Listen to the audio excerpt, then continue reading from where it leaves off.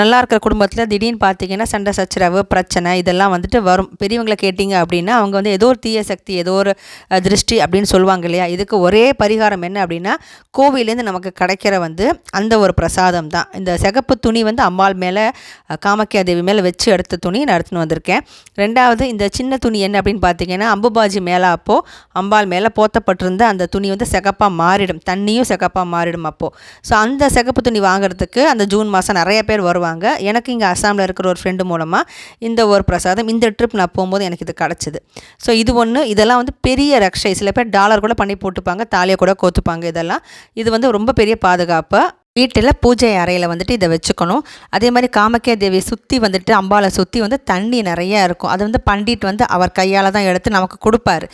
நானும் என்னோடய பொண்ணும் எங்கள் கையில் கொடுத்த உடனேயே இந்த ஜாடியில் நாங்கள் அப்படியே ஊற்றி வச்சுக்கிட்டோம். நான் அந்த ஹோட்டல்லேருந்து கிளம்பும் போது இந்த மாதிரி ஒரு ஜாடி ஒன்று எடுத்து வச்சுக்கிட்டேன். இது வந்து ஒரு ஐஸ்கிரீம் கண்டெய்னர் தான் எடுத்து வச்சுக்கிட்டேன் நான். ஏன்னா எனக்கு வந்து வீட்டுக்கு வந்து கொண்டு வரணும் இந்த தண்ணி அப்படின்னு சொல்லிட்டு தான் இதில் நான் எடுத்துகிட்டு வந்தது. ஏன்னா இதெல்லாமே வந்து நம்ம வீட்டுக்கு எந்த ஒரு கெட்ட சக்தியும் நெருங்க விடாமல், எந்த ஒரு திருஷ்டி இதெல்லாம் நெருங்க விடாமல் பண்ணக்கூடிய ஒரு பிரசாதம். ஸோ அது மாதிரி தான் நான் வந்துட்டு காமாக்கியா தேவி கோயிலுக்கு போனப்போ இதெல்லாம் நான் எடுத்துகிட்டு வந்தது.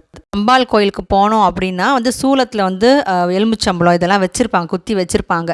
அம்பாள் பாதத்தில் எலுமிச்சம்பழம் வச்சுருப்பாங்க. இதெல்லாம் வீட்டுக்கு கொண்டு வந்து நம்ம வச்சோம், அது காயிற வரைக்கும் வீட்டில் இருக்கட்டும். அதுவே வந்து பெரிய ரக்ஷை தான். எந்த ஒரு கெட்ட சக்தியோ எந்த ஒரு பிரச்சனையோ திருஷ்டி இதெல்லாம் நெருங்க விடாமல் பார்த்துக்கிறதுக்கு ஒரு பெரிய ஒரு பாதுகாப்பு நமக்கு.